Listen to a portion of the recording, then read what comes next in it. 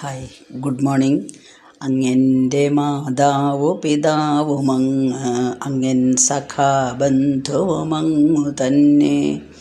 അങ്ങൻ്റെ വിദ്യാധനമങ്ങു മാത്രം, അങ്ങാണെനിക്കൊക്കെയുമെൻ്റെ ദേവ. ശ്രീമദ് ഭഗവത്ഗീത 8-ാം അധ്യായം അക്ഷരബ്രഹ്മയോഗം 24-ാമത്തെ ശ്ലോകമാണ് ചൊല്ലുന്നത്. അഗ്നിർജ്യോതിരഹ ശുക്ല ഷണ്മാസാ ഉത്തരായനം തത്ര പ്രയാതാ ഗച്ഛന്തി ബ്രഹ്മവിദോ ജനാ. മലയാളം: ഉത്തരായണവും ശുക്ലപക്ഷവും പകൽ തീ പ്രഭ ഇവ ഏതും നയിക്കുന്നോൻ ധ്രുവം ബ്രഹ്മമണഞ്ഞിടും. നമ്മുടെ ജീവൻ്റെ ഗതിയെ പറ്റിയിട്ടാണ് ഈ ശ്ലോകങ്ങളിൽ വിവരിക്കുന്നത്.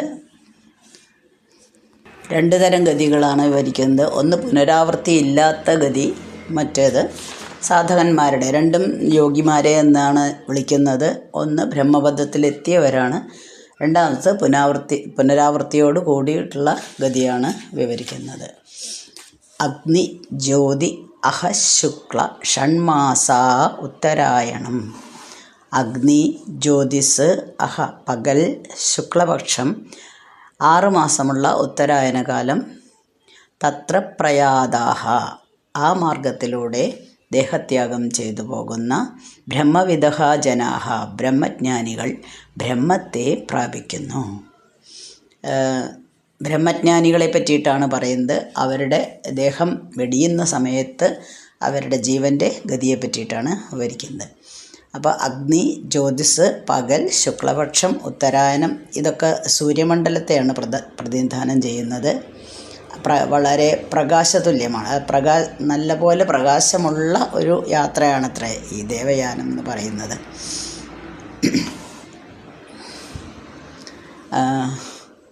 അപ്പോൾ വേറൊരു സെൻറ്റൻസും കൂടെ ഉണ്ട്. അത് സൂര്യൻ ചൈതന്യത്തെയും ചന്ദ്രൻ ജഡത്തെയും പ്രതിനിധാനം ചെയ്യുന്നു എന്നുള്ളതും വിശ്വസിക്കുന്നുണ്ട് ജനങ്ങൾ.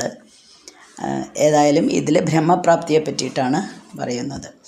അപ്പോൾ മരണശേഷം ഉള്ള യാത്ര, അത് സവികൽപ്പ സമാധിയിലിരിക്കുന്ന യോഗികളുടെ ശരീരം.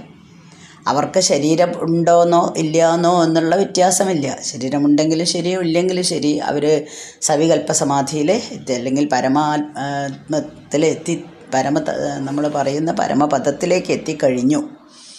മറ്റ് ചില യോഗികൾ സാധന അനുഷ്ഠിച്ചു കൊണ്ടിരിക്കുന്നവരാണ്. അവരെപ്പറ്റി അടുത്ത ശ്ലോകത്തിലാണ് പറയുന്നത്. ഈ നമ്മൾ ശരീരം വെടിഞ്ഞു കഴിഞ്ഞാൽ ഇത് ഓരോരോ ലോകത്താണ് എത്തുന്നത്. ആദ്യം അത് അഗ്നിയുടെ ദേവതയിലാണ് എത്തുന്നത്. അന്തരീക്ഷത്തിലേക്ക് എത്തുന്നു. നമ്മൾ ശരീരം വെടിഞ്ഞ സമയത്ത് ദേഹം എവിടെ കിടക്കുന്നു, ജഡമായിട്ട് ജീവൻ അന്തരീക്ഷത്തിലേക്ക് എത്തുന്നു. അവിടുന്ന് അത് ആദ്യം അഗ്നിദേവതയിലെത്തുന്നു, പിന്നീട് ജ്യോതിർ ദേവതയിലാണ് എത്തുന്നത്. അത് കഴിഞ്ഞ് അഹർ ദേവത, പകലിൻ്റെ ദേവത, പിന്നെ ശുക്ലപക്ഷത്തിൻ്റെ ദേവത, പിന്നെ ഉത്തരായനകാലത്തിൻ്റെ ദേവത, പിന്നീട് ദേവലോകം, വായുലോകം, ആദിത്യലോകം, ചന്ദ്രലോകം, വിദ്യുത് ലോകം, വരുണലോകം, ഇന്ദ്രലോകം.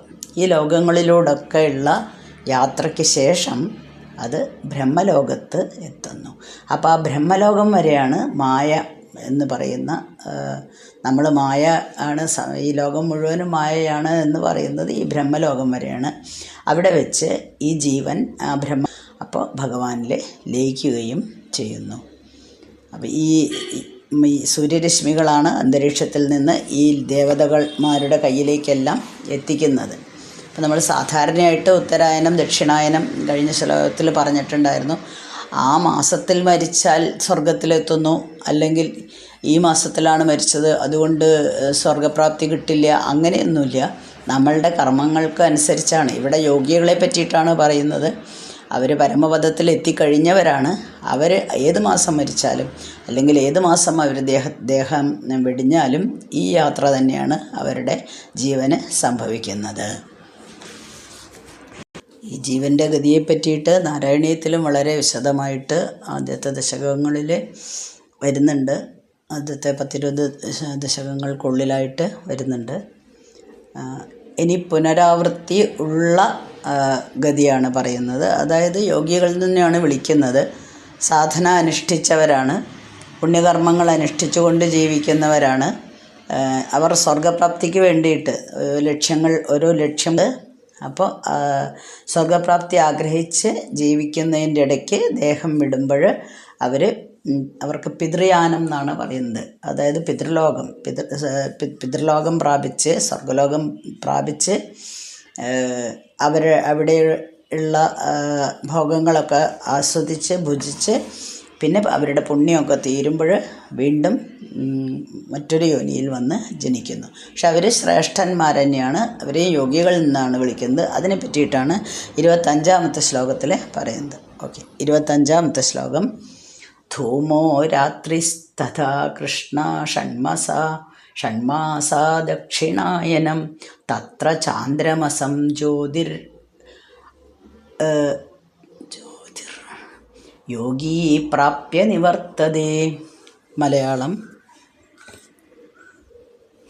ദക്ഷിണായനവും കൃഷ്ണപക്ഷവും പുകരാവിരുൾ ഈ വഴിക്കു ഗമിക്കുന്നോൻ ധ്രുവം ചന്ദ്രനിലെത്തിടും. ധൂമഃ രാത്രിഃ തഥാ കൃഷ്ണഃ ഷണ്മാസാഃ ദക്ഷിണായനം. ധൂമം, ഈ ജീവൻ്റെ ഗതി ആദ്യം ധൂമത്തിൽ കൂടെയാണ്, പിന്നെ രാത്രിയുടെ ദേവതയാണ്, പിന്നീട് കൃഷ്ണപക്ഷം, പിന്നീട് 6 മാസമുള്ള ദക്ഷിണായന കാലം. തത്ര യോഗി, ആ മാർഗത്തിലൂടെ ദേഹത്യാഗം ചെയ്തു പോകുന്ന യോഗി ചാന്ദ്രമാസം ജ്യോതിഹി, ചന്ദ്രലോകം എത്തി പ്രാപ്യ നിവർത്തതേ, ചന്ദ്രലോകത്തെത്തി അവിടെയുള്ള സുഖങ്ങളെല്ലാം അനുഭവിച്ചതിന് ശേഷം തിരിച്ചു വരുന്നു. അപ്പോൾ പിതൃയാനാണ് ഇതിൽ ഈ ശ്ലോകത്തിൽ വിവരിക്കുന്നത്. ഇവർ ലക്ഷ്യമാദ്യമേ ഉറപ്പിച്ചിട്ടുള്ള ഒരു സാധകനാണ്. സ്വർഗപ്രാപ്തിയായിരുന്നു അവരുടെ ലക്ഷ്യം. അവരെ കർമ്മയോഗികൾ എന്നാണല്ലോ വിളിക്കുന്നത്. അവരുടെ ദേവത പുകയാണ്. ആദ്യം അന്തരീക്ഷത്തിൽ എത്തുന്നു. ദേഹം വെടിയുന്ന സമയത്ത് ജീവൻ അന്തരീക്ഷത്തിലേക്ക് എത്തുന്നു. ദേവന്മാർ അതിനെ പുക എന്ന ദേവതയ്ക്ക് കൊടുക്കുന്നു. പിന്നീട് രാത്രിയാകുന്ന ദേവതയ്ക്ക് കൊടുക്കുന്നു. പിന്നീട് കൃഷ്ണപക്ഷം, പിന്നീട് നമ്മൾ ദക്ഷിണായനം എന്ന് വിളിക്കുന്ന ദേവത, ദക്ഷിണായനത്തിൻ്റെ ദേവത, പിന്നീട് ചന്ദ്രമണ്ഡലത്തിലെത്തി തിരിച്ചു വരുന്നു. അവിടെ സ്വർഗീയ സുഖങ്ങളൊക്കെ അനുഭവിച്ചിട്ടാണ് വരുന്നത്. അങ്ങനെ സ്വർഗീയ സുഖങ്ങളൊക്കെ അനുഭവിച്ച് ജീവിക്കുന്നതിൻ്റെ ഇടയ്ക്ക് നമ്മുടെ ജലാംശം കുറച്ച് നഷ്ടപ്പെട്ടു പോകുമത്രേ. അങ്ങനെ പുണ്യമൊക്കെ ക്ഷയിച്ചു കഴിഞ്ഞാൽ അവരെന്ത് ചെയ്യുന്നു? ഈ ദേവന്മാർ അതിനെ വീണ്ടും തിരിച്ച് അന്തരീക്ഷത്തിലേക്ക് എത്തിക്കുന്നു. അന്തരീക്ഷത്തിലെത്തിക്കഴിഞ്ഞാൽ സൂക്ഷ്മ ശരീരത്തോട് കൂടിയ ജീവശരീരം, അതായത് അടുത്ത ജനനത്തിലേക്ക് വരികയാണ്. ആ അന്തരീക്ഷത്തിൽ നിന്ന് അന്തരീക്ഷത്തിലെന്ന് പറഞ്ഞാൽ എയറിലെല്ലാ സ്ഥലത്തും എയറുണ്ടല്ലോ. അപ്പോൾ അവിടെ അന്തരീക്ഷത്തിൽ എത്തിക്കഴിഞ്ഞാൽ മേഘങ്ങളിലേക്ക് എത്തും. മേഘങ്ങളിൽ നിന്ന് മഴ പെയ്യുന്ന സമയത്ത് അത് വീണ്ടും ഭൂമിയിലേക്ക് എത്തും. ഭൂമിയിൽ നിന്ന് അത് മണ്ണിൽ നിന്ന് സസ്യങ്ങൾ നമ്മൾ വളമൊക്കെ ഇട്ട് കൊടുത്താൽ ചെടിയെ വലിച്ചെടുക്കുന്നത് പോലെ ഭൂമിയിൽ നിന്നത് സസ്യങ്ങളിലേക്ക് എത്തുന്നു. സസ്യങ്ങൾ മനുഷ്യന് ആഹാരമാക്കുന്നു. അല്ലെങ്കിൽ സസ്യങ്ങളിൽ നിന്ന് കിട്ടുന്ന സാധനങ്ങൾ മനുഷ്യൻ ആഹാരമാക്കുന്നു. അങ്ങനെ അത് ഒരു അച്ഛനിലേക്ക്, അതായത് നമ്മൾ ഏത് വീട്ടിലാണോ അല്ലെങ്കിൽ ഏത് അച്ഛൻ്റെയും അമ്മയുടെയും മകനായിട്ടോ മകളായിട്ടോ ആണോ ജീവിക്കേണ്ടത് ആ പുരുഷനിലേക്ക് എത്തുന്നു. അത് പിന്നീട് ബീജമായിട്ട് രൂപാന്തരം പ്രാപിച്ച് ആ പുരുഷൻ ഒരു സ്ത്രീയെ വിവാഹം കഴിക്കുന്ന സമയത്ത് അതിനുശേഷം അമ്മയുടെ ഗർഭപാത്രത്തിലേക്ക് എത്തുന്നു. പിന്നീട് അതൊരു കുഞ്ഞായി ജനിക്കുന്നു. നല്ല രസമാണല്ലേ ശരിക്കും നമ്മുടെ ജീവിത സൈക്കിള്, ലൈഫ് സൈക്കിൾ എന്ന് പറയണത്. നമ്മൾ കാർബൺ സൈക്കിളൊക്കെ പഠിപ്പിക്കുന്നുണ്ട് സ്കൂളിൽ, നൈട്രജൻ സൈക്കിൾ, കാർബൺ സൈക്കിളൊക്കെ പഠിപ്പിക്കുന്നുണ്ട്. അതേപോലെ വളരെ രസകരമായിട്ടുള്ള ഒരു യാത്രയാണ് അല്ലേ. അങ്ങനെ ഈ കുട്ടികളും, അതായത് ഈ സ്ത്രീയോനിയിൽ ജനിക്കുന്ന കുട്ടികളും എന്താണ്, ശ്രേഷ്ഠ പദവി തന്നെയാണ്, ശ്രേഷ്ഠരായിട്ട് തന്നെയാണ് ജനിക്കുന്നത്. കാരണം ഇവർ സാധകന്മാരാണ്, യോഗി എന്ന് തന്നെയാണ് വിളിക്കുന്നത്. സ്വർഗപ്രാപ്തിക്ക് വേണ്ടിയിട്ടാണ് അവർ ലക്ഷ്യം വെച്ചിരുന്നത്. അതുകൊണ്ട് വളരെ നല്ല രീതിയിൽ ജീവിച്ചിരുന്നവരാണ്. പക്ഷേ പരമപദത്തിലേക്ക് എത്തിയിട്ടുണ്ടായിരുന്നില്ല. അതിൻ്റെ ഇടയ്ക്കാണ് അവരുടെ ദേഹം വെടിയേണ്ടി വന്നത്. ഇനി വേറെ ചിലരുണ്ട്. ആരാണ്? മനുഷ്യജന്മം ദുർലഭമാണെന്ന് നാരായണീയത്തിൽ എപ്പോഴും പറയുന്നതാണ്. എല്ലാ മിക്ക ദശകങ്ങളിലും പറയുന്നുണ്ട്. അത്രയും ദുർലഭമാണ്. ഏവം ദുർലഭ്യ വസ്തുനപി സുലഭതയാ ഹസ്തലബ്ധേയധന്യ തന്വാവാച എന്നാണ് പറയുന്നത്. ഇത്രയ്ക്കും ദുർലഭമായിട്ടുള്ള മനുഷ്യജന്മം കിട്ടിയിട്ട് പോലും ആ മനുഷ്യജന്മം വേണ്ട വിധത്തിൽ ഉപയോഗിക്കാതെ മൃഗതുല്യരായിട്ട് ജീവിക്കുന്നവരുണ്ട്. അങ്ങനെ മൃഗതുല്യരായിട്ട് ജന്മം മുഴുവൻ പാഴാക്കി കളയുക എന്ന് പറയുന്നില്ലേ, അതായത് ഭഗവാനിലേക്ക് അടുക്കാതെ വെറും ദുഷ്കർമ്മങ്ങൾ ചെയ്ത്, അല്ലെങ്കിൽ ഒന്നും ചെയ്യാതെ, ഒരു കർമ്മവും ചെയ്യാതെ അലസമായിട്ടിരുന്ന് തൻ്റെ ജന്മം മുഴുവൻ പാഴാക്കി കളയുന്ന ആളുകൾ. നമ്മളൊക്കെ ശരിക്കും അതിൽ തന്നെ പെടും. കാരണം എന്താണ്, യോഗയും സാധനകളും ഒന്നും ഭഗവാനിലേക്കുള്ള അടുപ്പം നമ്മൾ കാണിക്കുന്നേ ഇല്ലെങ്കിൽ നമ്മളെല്ലാവരും മൃഗതുല്യർ തന്നെയാണ് കേട്ടോ. നമ്മളുടെ കർമ്മങ്ങൾ രാവിലെ എണീറ്റാൽ നമ്മളുടെ ജോലികളൊക്കെ ചെയ്യുന്നില്ലേ എന്നൊക്കെ ചോദിച്ചാൽ അതൊന്നും കർമ്മമായിട്ട് വരില്ല. അപ്പോൾ അങ്ങനെയുള്ള ജീവൻ എന്താണ്, അവർ ദേഹം വെടിയുന്ന സമയത്ത് അത് നേരെ നരകലോകത്തേക്കാണ് അത്ര എത്തുന്നത്. അപ്പോൾ മനുഷ്യജന്മം കിട്ടിയിട്ടും അത് ഉപയോഗിക്കാണ്ട് തൻ്റെ സുഖങ്ങൾക്ക് വേണ്ടി താൻ തൻ്റെ ബന്ധുക്കൾ അല്ലെങ്കിൽ തൻ്റെ ജീവിതം സുഖകരമാക്കാൻ, ശ്രേയസ്കരമാക്കാൻ എന്ന രീതിയിൽ ജീവിച്ചതുകൊണ്ട് അവർ മൃഗതുല്യരായിട്ടാണ് അവർ ജീവിച്ചത് എന്നതുകൊണ്ട് തന്നെ അടുത്ത ജന്മത്തിൽ അവർ മൃഗങ്ങളായിട്ടായിരിക്കും ജനിക്കുന്നത്. ഏതെങ്കിലും മൃഗങ്ങളുടെ യോനിയിലായിരിക്കും ജനിക്കുന്നത്. അപ്പോൾ വളരെ കഷ്ടമായിട്ടുള്ളൊരു ഗതിയാണല്ലേ ആ ഗതി. ഇവിടെ നമ്മൾ സംസാര ലോകത്തിൽ ജീവിക്കുമ്പോൾ ജനിക്കുന്നു, വീണ്ടും മരിക്കുന്നു, വീണ്ടും ജനിക്കുന്നു, വീണ്ടും മരിക്കുന്നു. ഇങ്ങനെ ചുറ്റിത്തിരിഞ്ഞുകൊണ്ട് ആ സൈക്കിൾ ഇങ്ങനെ കംപ്ലീറ്റ് ചെയ്തിട്ട് വീണ്ടും വീണ്ടും വീണ്ടും തുടർന്നുകൊണ്ടേയിരിക്കുകയാണ്. അതിലിപ്പം ഏറ്റവും ഉത്കൃഷ്ടമായിട്ടുള്ള ഒരു പുനരാവൃത്തി ഇല്ലാത്ത ഒരു ഗതിയെ പറ്റിയിട്ട് ആദ്യം പറഞ്ഞു തന്നു. അതിനുശേഷം സാധകന്മാർ തന്നെയാണ് ലക്ഷ്യപ്രാപ്തി ഉണ്ടായിരുന്നു. അവർ ധാരാളമായിട്ട് പുണ്യകർമ്മങ്ങൾ ചെയ്തിട്ടുണ്ട്. പക്ഷെ അവരുടെ ലക്ഷ്യം സ്വർഗപ്രാപ്തിയായിരുന്നു. അതിനു വേണ്ടിയിട്ട് ജീവിച്ചവരുടെ മരണശേഷമുള്ള ജീവൻ്റെ ഗതിയെപ്പറ്റി പറഞ്ഞു തന്നു.